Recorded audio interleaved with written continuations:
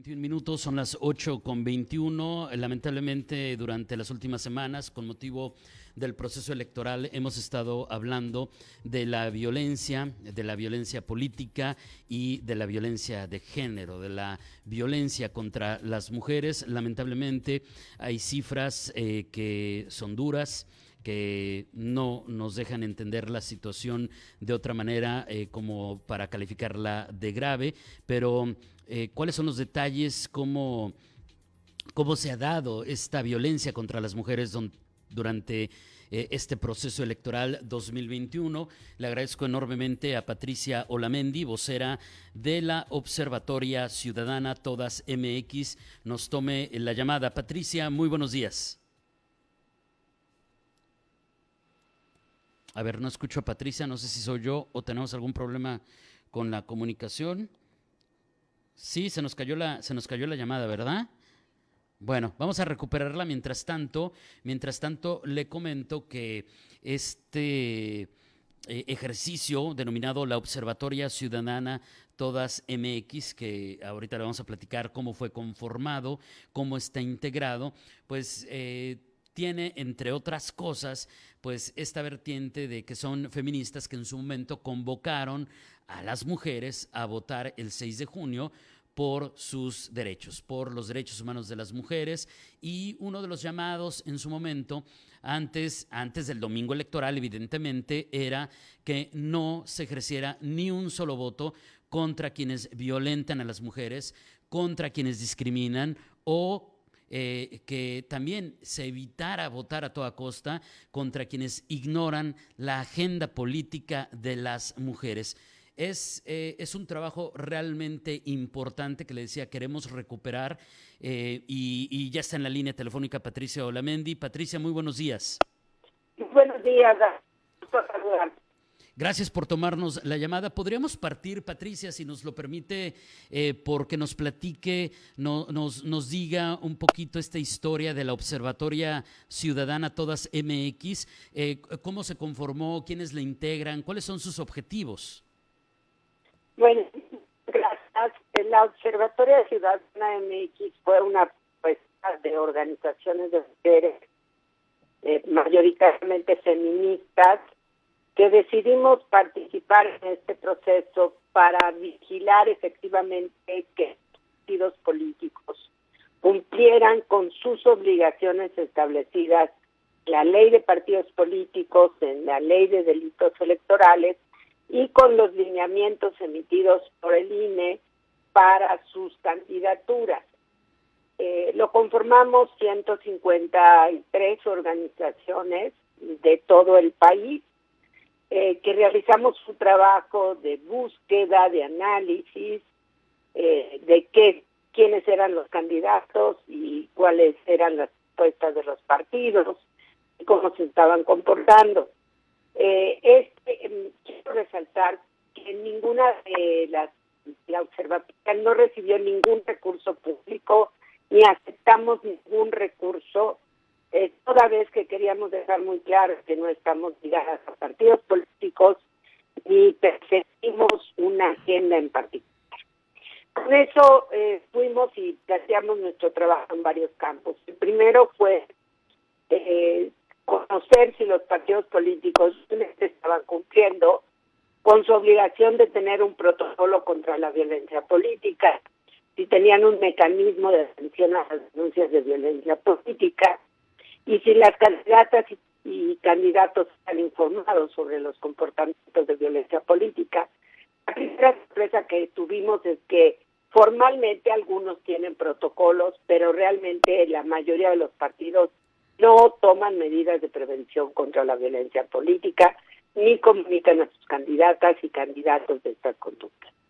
La segunda tuvo que ver con los candidatos que cumplían con la llamada 3 de 3 contra la violencia, es decir, que no fueran deudores alimentarios, que no hubieran incurrido en actos de violencia sexual ni violencia familiar. Estos son lineamientos establecidos por el INE para las candidaturas y ahí nos llevamos una desagradable sorpresa. Nosotras pudimos documentar 76 casos candidatos que tenían denuncias penales, incluso algunos sentenciados por presiones alimenticias, por violación, acciones físicas, incluso tentativas de feminicidio. Y ahí hicimos una cosa que se llama antiboleta, era presentar a la ciudadanía este tipo de candidaturas y quienes los llevaban. Mayoritariamente fue el partido Morena el que llevaba el mayor número de candidatos con estas características, por supuesto, incluyendo al ex candidato a gobernador Félix Salgado Macedonio. Claro. Y muchos de otros partidos que llevaban candidaturas los retiraron, otros no, otros los mantuvieron. Tuvimos tuvimos incluso un candidato que tenía a su niña menor de 2 años en calidad de su amante. Bueno, en verdad fue muy, muy desagradable.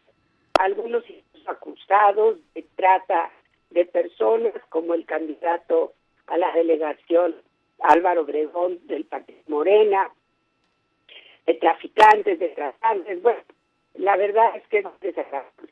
Esta comprobación la hicimos las ciudadanas y los institutos estatales.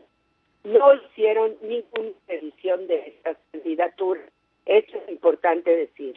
Si nosotras, sin los recursos, pudimos encontrar 76, es imposible que los institutos estatales electorales lo quitaran.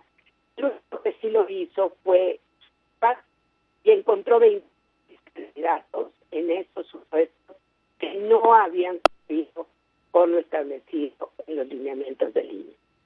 Por otra parte, también analizamos los programas de gobierno. Y ahí nos dimos cuenta que en la propuesta que se hace a la ciudadanía eran puras generalidades en las demandas de las mujeres. Yo quiero hacer un breve contexto de en qué país vivimos, porque a veces se nos olvida, ¿verdad? Por favor. Vivimos en un país donde 7 de cada 10 mujeres son violentadas. Ya rebasamos la cifra de los 11 asesinatos diarios de mujeres, en donde solo 8 de 100 denuncias de violencia sexual se encuentran señalados. El año pasado tuvimos 220,000 carpetas de investigación en el país, solo por violencia familiar.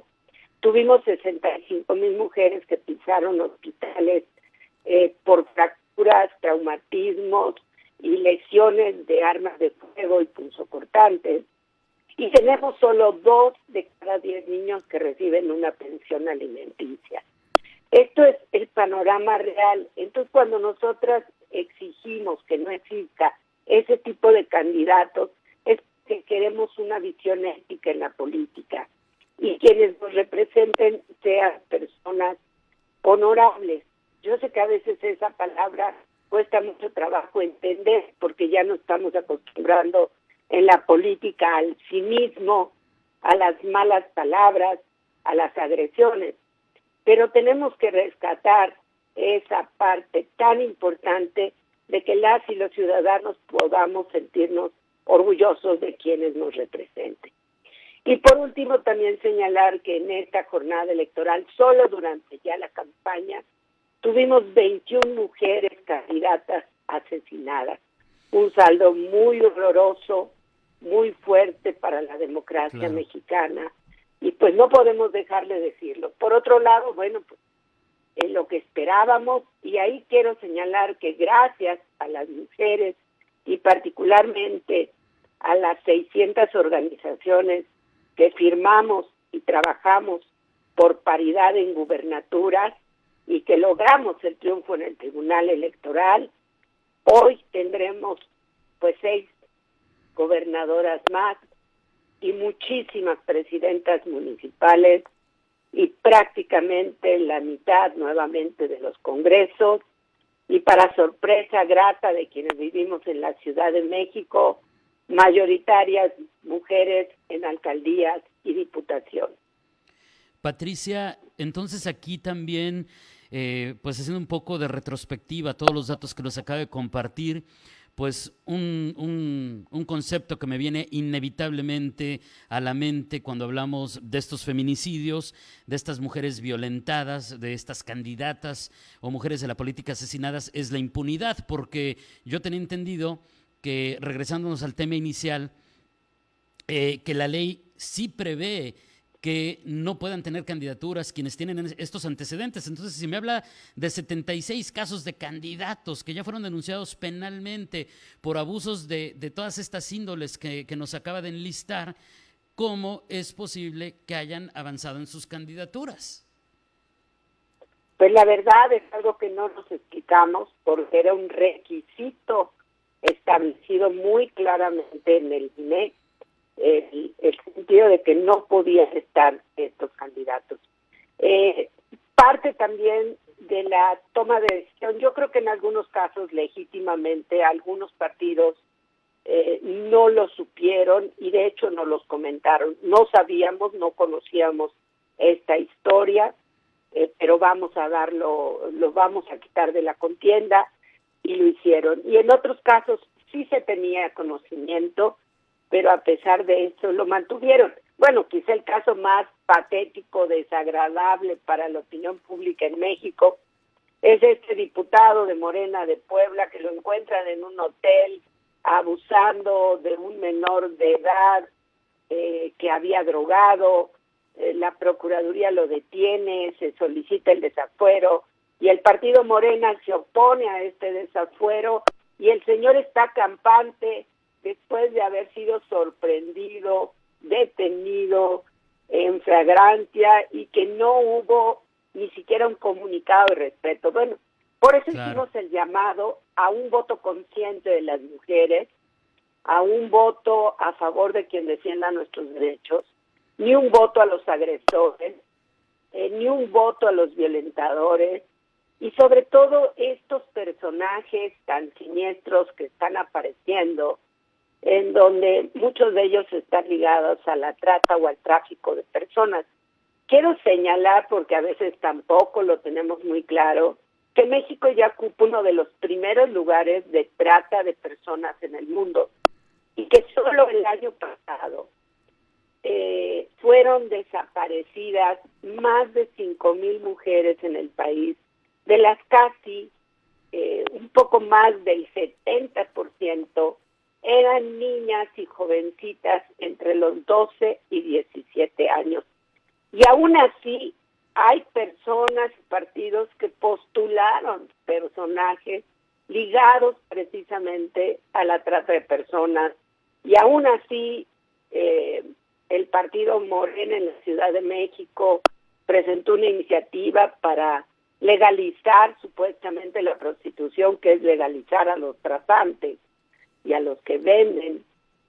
Y ahora pues tenemos discusiones tan absurdas en el país como legalizar los vientres de alquiler y la venta de niños. O sea, ¿en qué clase de país nos estamos convirtiendo?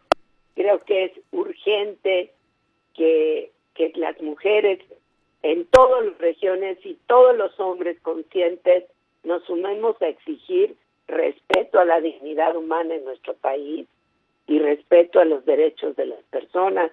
Y esto pues va a ser una discusión muy pesada, porque suponiendo que son muy liberales, lo que están haciendo pues es entregar a poblaciones desprotegidas precisamente a estos negocios de venta y tráfico de personas.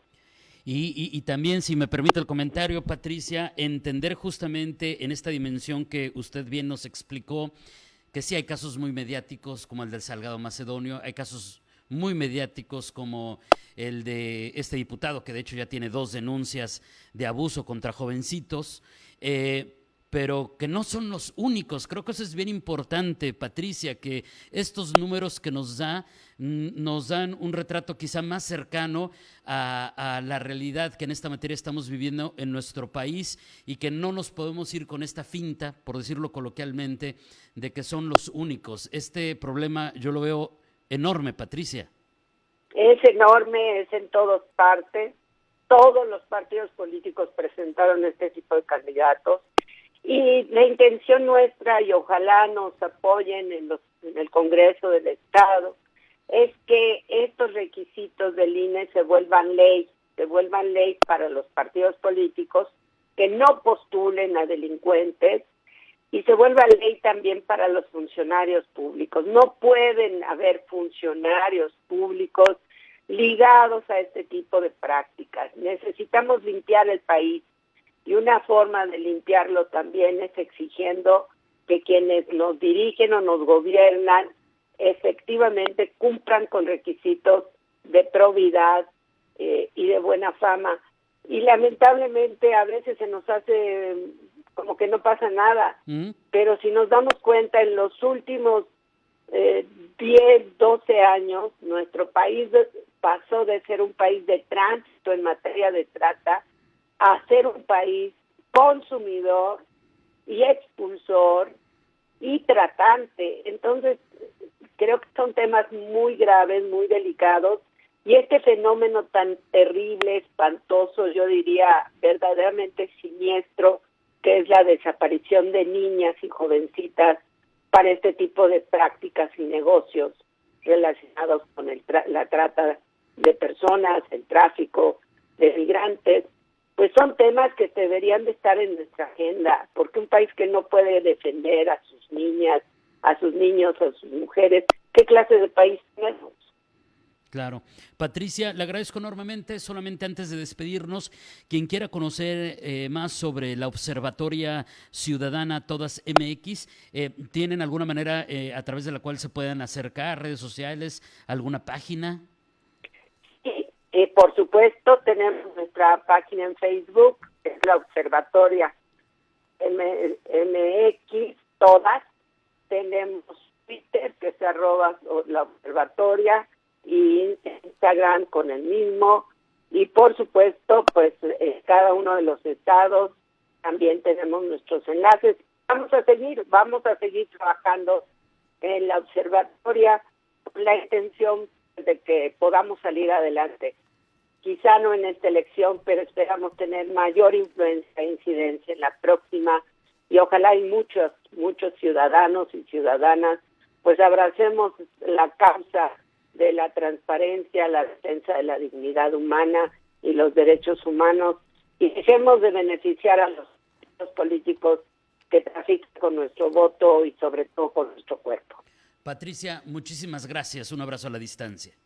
Gracias. Un saludo para todos y todas. Gracias. Es Patricia Olamendi, vocera de la Observatoria Ciudadana Todas MX.